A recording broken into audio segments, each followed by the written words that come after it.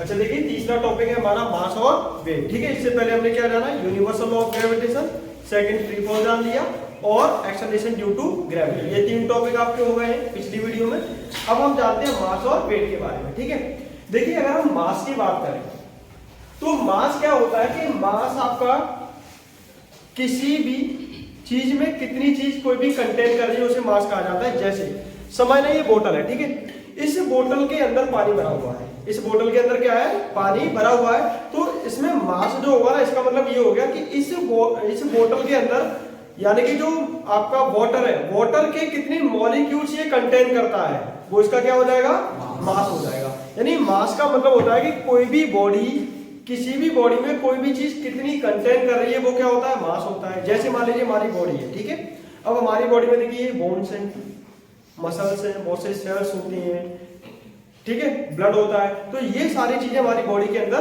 Contain करती हैं। ठीक है, अब ये हमारा क्या हो गया, मास हो गया। जो भी हमारी बॉडी के अंदर ये चीजें कंटेन करती है वो क्या हो जाएगा, हमारा मास हो जाएगा। यानी मास का मतलब होता है कि किसी भी ऑब्जेक्ट में कोई भी चीज कितना कंटेन करती है वो उसका क्या होता है, मास होता है। जैसे मान लीजिए ये बोतल है, बोतल में मान लीजिए 1 लीटर या 2 लीटर पानी भरा हुआ है इसमें, तो 2 लीटर इसका क्या हो गया, मास। क्या हो गया, मास हो गया। कि मतलब किसी भी ऑब्जेक्ट में कोई भी चीज कितनी क्वांटिटी में भरी गई है वो उसका क्या होता है, मास होता है। अब एक बात बताइए, इस बोतल में मान लीजिए 1 लीटर पानी है। अब इस बोतल को मैं मान लीजिए मून पे लेके जा रहा हूं, तो क्या मून पर ये पानी कम हो जाएगा, नहीं होगा ना। तो इसका मतलब ये हो गया कि जो मास है वो आपका कांस्टेंट रहता है। क्या रहता है, मतलब कांस्टेंट का मतलब हो गया कि मास की वैल्यू कहीं पे चले जाइए, वैल्यू चेंज नहीं होगी। जैसे अगर मान लीजिए अगर मैं मून पे पहुंच जाऊं, तो मून पे क्या मेरे अंदर जो भी चीजें भरी गई है मेरी बॉडी के अंदर, बोन्स, मसल्स, सेल्स, क्या ये निकल के बाहर भाग जाएंगे, नहीं ना। मतलब जितनी मेरी बॉडी में चीजें हैं वो वहां पे भी सेम रहेंगी जितनी यहाँ पर है। तो मास आपका कहीं पे भी आप चले जाइए ये आपका कांस्टेंट रहेगा, ये चेंज नहीं होता। ये बात आपको समझ में आ गई, ठीक है। अब देखिए सेकंड अगर हम बात करें तो देखिए पहली बात हमें mass is the quantity of matter contained in the body. यानी मास कोई भी मैटर की क्वांटिटी होती है जो किसी भी बॉडी में कंटेन की गई है, ठीक है। दूसरी बात क्या है, तो मास आपका क्या था, कांस्टेंट था। क्या था, कांस्टेंट का मतलब मास की वैल्यू कहीं पे भी चेंज नहीं होती है। कब तक, जब तक इससे छेड़छाड़ ना की जाए, ठीक है। जैसे अगर मान लीजिए मैं इस बोतल में होल कर दूं, मैं मून पे जाके क्या कर दूं, होल कर दूं, सिंपल सी बात है, पानी कम हो जाएगा।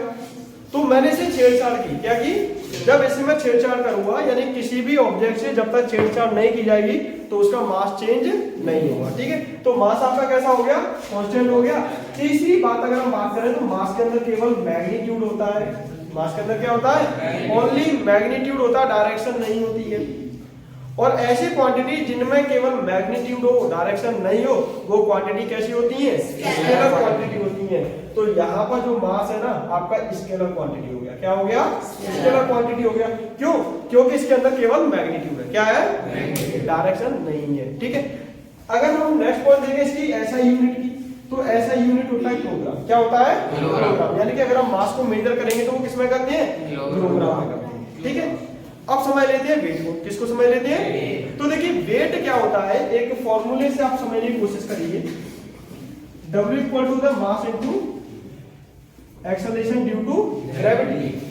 तो वेट एक तरह का क्या होता है, फोर्स होता है। क्या होता है, वेट एक तरह का फोर्स होता है। यानी जिस फोर्स से अर्थ अपनी तरफ चीजों को अट्रैक्ट करती है वो उसका वेट होता है। क्या होता है, जैसे आपने फोर्स का एक फॉर्मूला पढ़ा होगा, F इक्वल टू क्या होता है, m इनटू a, ठीक है। लेकिन यहाँ पर हम F की जगह क्या ले लेंगे, W ले लेंगे। वेट मास का तो मास ही रहेगा। और यहाँ पे देखिए एक्सेलरेशन था ना, वो एक्सेलरेशन अर्थ के फोर्स की वजह से हुआ है, ग्रेविटेशन फोर्स की वजह से हुआ है। तो हम क्या ले लेंगे, यहाँ पर स्मॉल g ले लेंगे, एक्सेलरेशन ड्यू टू ग्रेविटी। तो देखिए वेट क्या होता है, एक तरह का फोर्स होता है। वेट क्या होता है, एक तरह का फोर्स होता है जो किसी भी ऑब्जेक्ट को अर्थ अपनी तरफ अट्रैक्ट करती है। जिस फोर्स के साथ अट्रैक्ट करती है ना, अपनी तरफ खींचती है, वो क्या हो जाता है, वेट हो जाता है। क्या हो जाता है, वेट हो जाता है। अब एक बात बताइए, जैसे वेट है, अब वेट को अगर हम मेजर करेंगे तो उसमें देखिए आपकी डायरेक्शन भी आ जाती है, मैग्नीट्यूड भी आ जाती है। जैसे अगर मान लीजिए मैं खुद को ही मेजर कर रहा हूँ, मैं मान लीजिए अपना वजन तोल रहा हूँ, ठीक है। तो वजन को तोलूंगा तो सिंपल सी बात है, जो तराजू है या कुछ भी चीज है जो मेजर कर रहा हूँ वो मेरे पैरों के नीचे होगी, मतलब एक डायरेक्शन में है कि नहीं, या फिर ऊपर ऐसे पकड़ेगा मुझे कोई भी, ऐसे उठाएगा तो वो भी एक ऊपर की तरफ डायरेक्शन में उठा रहा है, तो मतलब यहाँ पे डायरेक्शन बन पा रही है कि नहीं? जहाँ पे डायरेक्शन और प्लस मैग्नीट्यूड निकल के आएगा आपका कुछ, तो जहाँ पर डायरेक्शन और मैग्नीट्यूड दोनों मिल जाएंगे तो वो आपका वेक्टर क्वांटिटी हो जाएगा। तो मतलब जो वेट है वो आपका एक वेक्टर क्वांटिटी क्या है? वैसे वेट एक फोर्स होता है, फोर्स कौन सा? जिस फोर्स के साथ अर्थ अपनी तरफ चीजों को अट्रैक्ट करती है वो उसका वेट होता है, ठीक है। दूसरी बात करें, ये कांस्टेंट नहीं होता है। ये क्या नहीं होता है? कांस्टेंट नहीं होता है। जैसे हमारा मास कांस्टेंट था, वो कहीं पे भी चले जाइए चेंज नहीं होगा, लेकिन वेट आपका चेंज हो जाता है, ये आपका कांस्टेंट नहीं है। जैसे कि अगर मैं अर्थ पर हूं तो मेरा वेट कुछ और होगा, अगर मैं मून पे जाऊंगा तो मेरा वेट कुछ और होगा। अब देखिए वेट आपका सिंपल सी बात है, डिपेंड किस पे कर रहा है? ये डिपेंड कर रहा है स्मॉल जी पर। किस पर डिपेंड कर रहा है? जहां पर जी की वैल्यू कम ज्यादा होगी वहां पर वेट भी मेरा क्या हो जाएगा? कम ज्यादा हो जाएगा। तो इसी में से एक क्वेश्चन लेते हैं हम। एक बात बताइए, जैसे चलिए हम क्वेश्चन लेते हैं पोल्स, इक्वेटर, इक्वेटर हो गया, और centre of the earth, centre of the earth, height, मतलब ऊंची जगह पे जाने पर। अब एक बात बताइए, अगर मैं पोल्स पर पहुंच जाता हूं तो मेरा वेट बढ़ेगा या घटेगा? मैं अगर पोल्स पर जाता हूं तो मेरा वेट कम होगा या ज्यादा होगा? क्यों होगा? क्यों? क्योंकि वहां पर जी की वैल्यू क्या होती है? मैक्सिमम होती है। क्या होती है? अब देखिए अगर हम बात करें तो हमारा G equal to the G M E upon R square, ठीक है। अब जहां पर रेडियस ऑफ अर्थ इंक्रीज होगा, जहां पर रेडियस ऑफ अर्थ क्या होगा? इंक्रीज होगा, वहां पर ये जी की वैल्यू डिक्रीज हो जाती है। और अर्थ के शेप की बात करें तो अर्थ का शेप कुछ इस तरीके से है। पोल्स हमारे यहाँ पे, पोल्स हमारे यहाँ पर है, इक्वेटर हमारा यहाँ पर है। तो इक्वेटर पे जो रेडियस होता है वो मैक्सिमम होता है।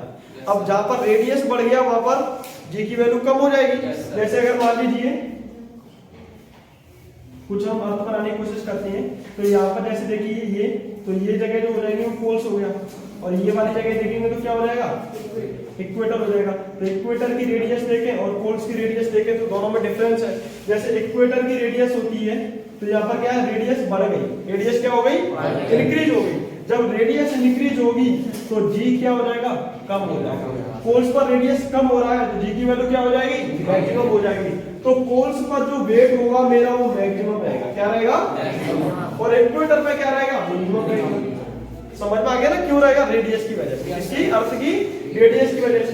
और अर्थ के सेंटर पर, अर्थ के सेंटर पर जो जी की वैल्यू है ना वो जीरो होती है। कितनी होती है? जीरो होती है। और हाइट पर सिंपल सी बात है, अगर मैं अर्थ के सरफेस से ऊपर या नीचे जाऊंगा तो जी की वैल्यू क्या होती है?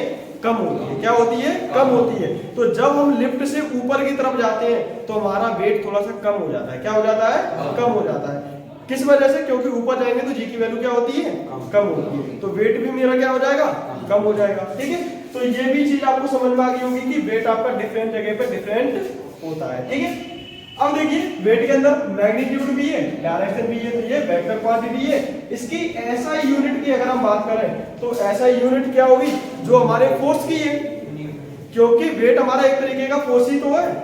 तो जो फोर्स की यूनिट है वही हमारी वेट की यूनिट होगी, और फोर्स की यूनिट होती है न्यूटन। क्या होती है? न्यूटन। तो वेट की भी जो यूनिट होगी वो भी क्या होगी? न्यूटन होगी। क्या होगी? न्यूटन होगी। तो ये डिफरेंस है, ठीक है। लेकिन कभी कभी आपको एक क्वेश्चन देता हूं, ये मैं आपको कल बताऊंगा, आज टाइम हो गया है। यानी कि हम जब दुकान पे जाते हैं, हम जब दुकान पे जाते हैं तो हम बोलते हैं भैया 2 किलो चीनी दे दो, भैया 1 किलो गुड़ दे दो। तो हम 2 किलो 1 किलो बोल रहे हैं, वो तो एक्चुअल में हमारा मास है, लेकिन वो क्या बोलता है? ये वेट है। वो वेट ही तो मेजर करके देता है। ऐसा क्यों बोलते हैं, ठीक है। तो ये आपके लिए कल के लिए क्वेश्चन है, और आप चाहे तो कमेंट में भी आंसर कर सकते हैं ऐसा क्यों होता है ये, ठीक है। तो अगली क्लास हम कल करेंगे, आज के लिए इतना काफी है। चलिए, थैंक यू सो मच।